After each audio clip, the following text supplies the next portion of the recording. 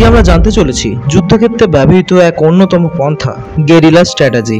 বিভিন্ন যুদ্ধে বা বিদ্রোহের সময় এই গেরিলা পন্থা অবলম্বন করা হয়েছিল, যেমন তাইপিং বিদ্রোহ, আমেরিকান গৃহযুদ্ধ, চীনের বক্সার বিদ্রোহ, দক্ষিণ আফ্রিকা বা বায়োমের যুদ্ধ এবং সব থেকে অন্যতম হচ্ছে ভিয়েতনাম যুদ্ধে।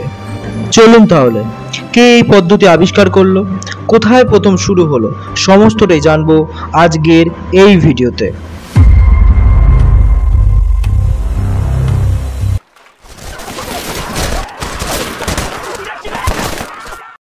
স্প্যানিশ শব্দ গেরিলার আক্ষরিক অর্থ ছোট যুদ্ধ।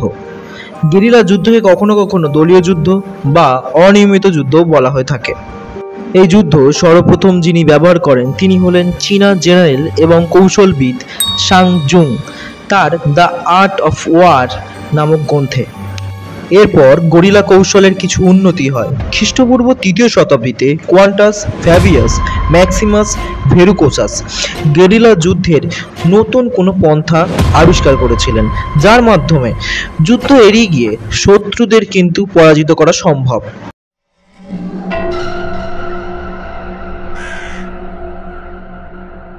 এই গেরিলা স্ট্র্যাটেজির মাধ্যমে ছোট ছোট দলগুলো বড় বড় দলগুলোকে অনায়াসে হারাতে কিন্তু সক্ষম হতো। এর একটি উদাহরণ হিসেবে বলতে পারি ১৭ শতকে মুঘল সাম্রাজ্যের বহুগুণ বড় শক্তিশালী সেনাবাহিনীকে মারাঠা সাম্রাজ্যের প্রতিষ্ঠাতা ছত্রপতি শিবাজী মহারাজ অনায়াসে হারিয়ে দিতেন এই গেরিলা কৌশলের মাধ্যমে।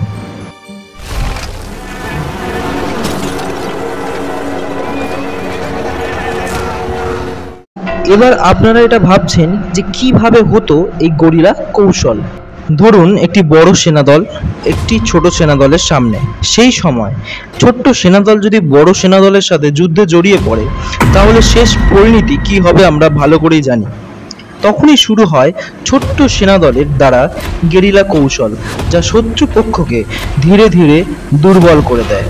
মাও সেতুং প্রাথমিক গেরিলা কৌশলগুলি সংক্ষিপ্তসার করেছিলেন। চীনা গৃহযুদ্ধ হিসেবে তিনি বর্ণনা করেছিলেন, শত্রু অগ্রসর হয় আমরা পশ্চাৎপসরণ করি, শত্রুর শিবির আমরা হয়রানি করি, শত্রু ক্লান্ত হয় আমরা আক্রমণ করি, শত্রু পিছন হটে আমরা তাড়া করি।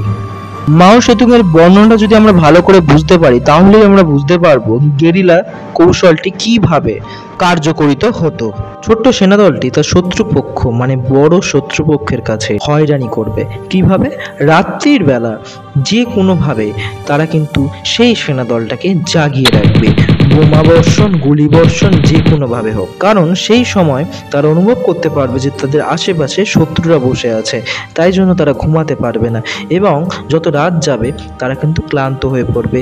এই প্রসেসটা 2 দিন বা 3 দিনও হতে পারে। যখন তারা ক্লান্ত হয়ে পড়বে তখন আরেকটা সেনাদল তাদের কিন্তু আক্রমণ করবে, মানে ছোট সেনাদলটা 2টি ভাগে ভাগ হয়ে যাবে।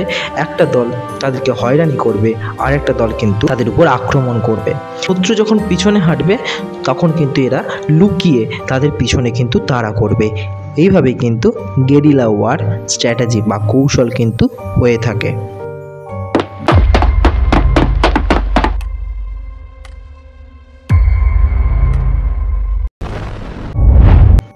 আইরিশ স্বাধীনতা যুদ্ধের ঘটনা আমরা অনেকেই হয়তো শুনে থাকতে পারবো।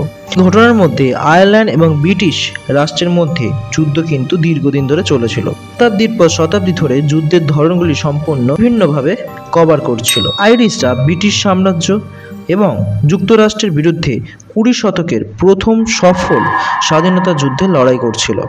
আইরিশ রিপাবলিকান আর্মি 1919 থেকে 1922 সালে আইরিশ স্বাধীনতা যুদ্ধের সময় গ্রাম অঞ্চলে বা শহরে গেরিলা যুদ্ধ এবং উড়ন্ত কলাম উভয়ের সাথে গেরিলা কৌশল ব্যবহার করতে থাকে।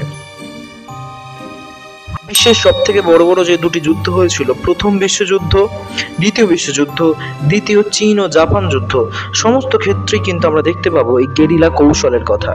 গেরিলা কৌশলের উপর ভরসা রেখেই প্রথম বিশ্বযুদ্ধের জার্মানি সেনাবাহিনী কমান্ডার পল এমিল ভন লেটো ভরবেক সংখ্যাগতভাবে উচ্চতর মিত্রশক্তির বাহিনীর সাথে যুদ্ধে লড়াই করছিলেন। সেই সময় তিনি জার্মানির থেকে বিচ্ছিন্ন হয়ে পড়েন, যা আরও বিপদের সম্মুখীন হয়। কিন্তু তখন গেরিলা কৌশলের মাধ্যমে মিত্র বাহিনীকে তিনি ক্লান্ত ও সমস্যায় ফেলতে কিন্তু সক্ষম হন এবং তিনি কিছু শত্রুকে দমন করে এবং 3 দিন পর নায়ক হয়ে জার্মানিতে কিন্তু ফিরে আসে। এটাই হচ্ছে গেরিলা কৌশলের এক অন্যতম পন্থা, যা মৃত্যুর মুখ থেকে কিন্তু দলকে বাঁচিয়ে আনা কিন্তু সম্ভব হয়ে থাকে। আজকের এই ভিডিওটা আপনাদের কেমন লাগলো অবশ্যই আমাকে কমেন্ট করে জানাবেন। আর এইরকম আরও ভিডিও পেতে আমার চ্যানেলকে অবশ্যই সাবস্ক্রাইব করবেন, লাইক করবেন আর আপনাদের পরিজনদের কাছে অবশ্যই শেয়ার করে দেবেন। ধন্যবাদ। দেখা হচ্ছে আপনাদের সাথে আরেকটি রোমাঞ্চকর ভিডিওর সাথে।